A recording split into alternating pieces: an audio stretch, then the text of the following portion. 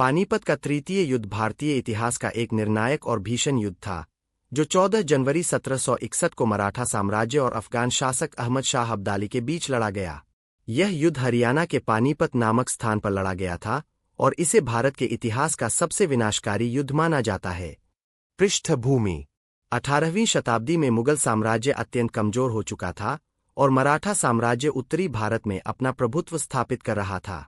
इसी दौरान अफगान शासक अहमद शाह अब्दाली, जिसे अहमद शाह दुर्रानी भी कहा जाता है, ने भारत पर कई बार आक्रमण किया।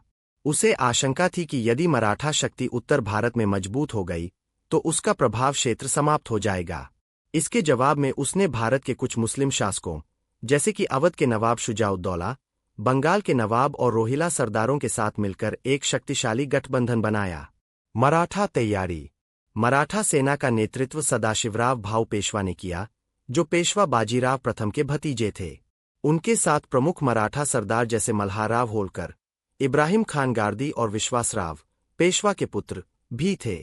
मराठों की सेना लगभग 45,000 से 60,000 सैनिकों की थी, जबकि अब्दाली की सेना में 40,000 अफगानी सैनिकों के साथ रोहिला पठान, शुजाउद्दौला की सेना और तोपखाना भी शामिल था।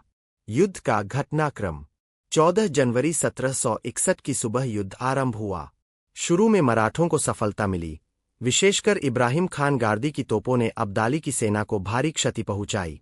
लेकिन युद्ध की दिशा तब बदल गई जब अब्दाली की रणनीति और घुड़सवार सेना ने मराठा पंक्तियों को तोड़ दिया।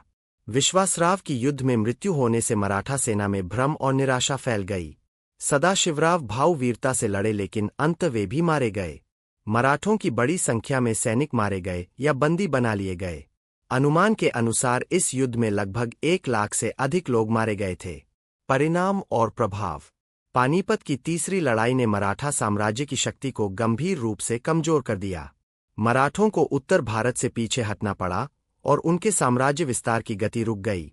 यद्यपि मराठों ने कुछ वर्षों बाद पुनः सत्ता में वापसी की, लेकिन यह युद्ध एक बड़ा धक्का सिद्ध हुआ। दूसरी ओर, अब्दाली ने युद्ध जीतने के बाद भी भारत